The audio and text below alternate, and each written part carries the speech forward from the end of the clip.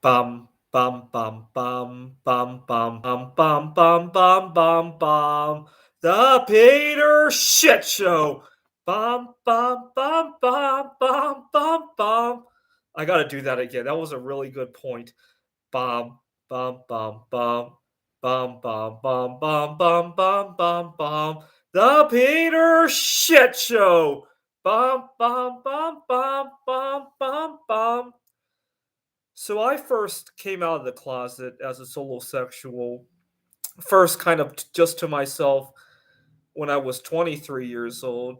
When I was 33 years old, obviously, COVID-19 happened, and that's when I really decided to come out in public, especially on my YouTube channel, especially at my workplaces, and especially to my family. The reception has been mixed.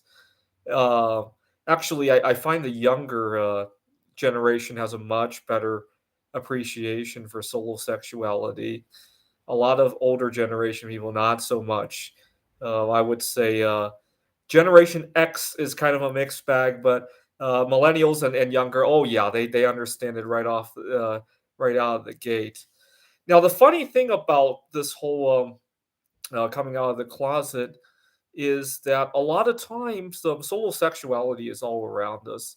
People don't want to own up to it, and it plays out. Your average solo sexual here in the United States is going to get married and divorced multiple times. They're going to have difficulty meeting people in the first place, right? That's how solo sexuality plays out in the United States. It's a very sad way of playing out, right? Especially when you consider how many people have children that they cannot raise, don't want to raise. They didn't want them in the first place. They had the children because that's what society pushes them into. It really is a shit show when you think about it, that people have to listen to all this. So for example, the barriers to being solo sexual in the United States, it's uncountably many. Every day I look at something that would be a whole lot easier if our life didn't revolve around the need to marry, right? So, for example, when I was shopping for a car, we have a lot of a lot of cars sit four people, some sit two people. You probably won't see too many commercially produced cars that sit one person, right? But why not? That would be something that I could use, right? Actually, not now because right now I don't really have a permanent place at the moment. But when I do have a permanent home, I would love to buy a one-seater car that gets 70 miles to the gallon. I really would. But because the whole world revolves around marriage and children, not too many of them exist commercially, right? The same goes with housing.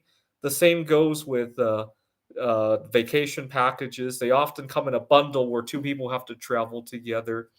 Actually, I remember when I was a kid, my family and I, we used to love to watch various game shows like Wheel of Fortune, Jeopardy, Who Wants to Be a Millionaire. And oftentimes, one of the consolation prizes, or maybe even the main prize, was a trip for two somewhere. And I always asked my dad, at the time, I was an only child. And I asked my dad, well, why not a trip for three, like the three of us, right? And my dad explained that it's mostly younger people who go on these game shows and they might be married and don't have kids yet.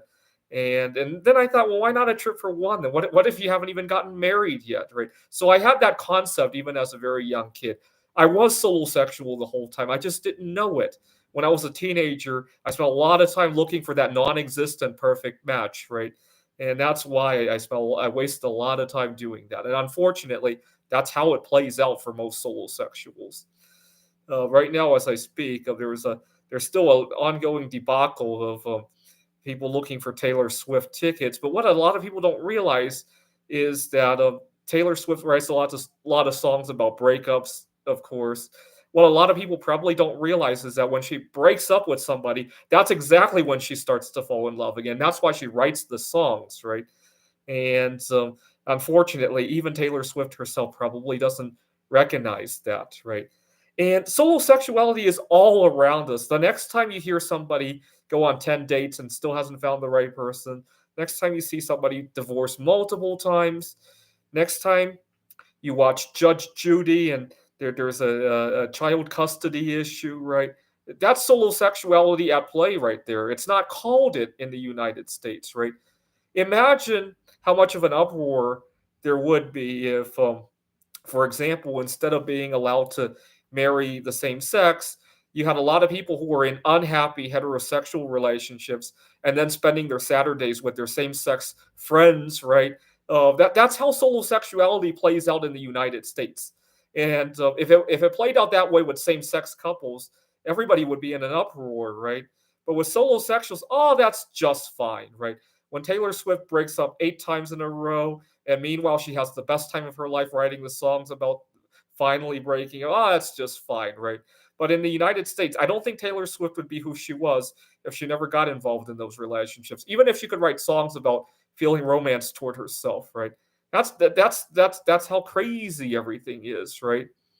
But that's the shit show that we live in, and that's why I want to create a Peter shit show. I hope 2023, my dream is that one day it will suddenly click and everybody would finally realize that solosexuality is a thing. And there would be this one big party where 2 billion or so solosexuals. I estimate around the world there's probably between 2 and 5 billion solosexuals. And I have some reasoning behind this estimate. If you look at how fast population is growing, that's how many people need to be solosexual just to hit equilibrium, right? Just to maintain the current population. If you look at divorce rates, I just dream one day there's this big party where these billions and billions of people all come out of the closet all at the same time and they're all accepted for who they are. And unfortunately, I've been waiting for this day for at least 3 years now, possibly more. My goal is to be part of that movement and lead people out of the closet. If I can, every one person I lead out of the closet puts us one step closer, right? So, for example, at the tutoring center where I work at, I'm always trying to figure out maybe these people, especially when the kids come to me and say they just broke up, and I always ask them, do they really need to find somebody new, right? And have them really think hard about it. And I would say about half the time they come to the realization they don't need to find somebody new. And that's always a nice feeling because that puts us one person closer. Actually, it puts us more than one person closer because by realizing that and not reproducing, right, we can stem the problem right there, right? Anyways, I look forward to that day. I'm hoping for a very special day next year for this out of the closet day. I'm hoping for October 24th because it's the birthday of somebody I know who is also solosexual. Anyways, this is the Peter Shit Show. Bum bum bum bum bum bum bum bum bum bum bum bum. The Peter Shit Show. Bum bum bum bum bum.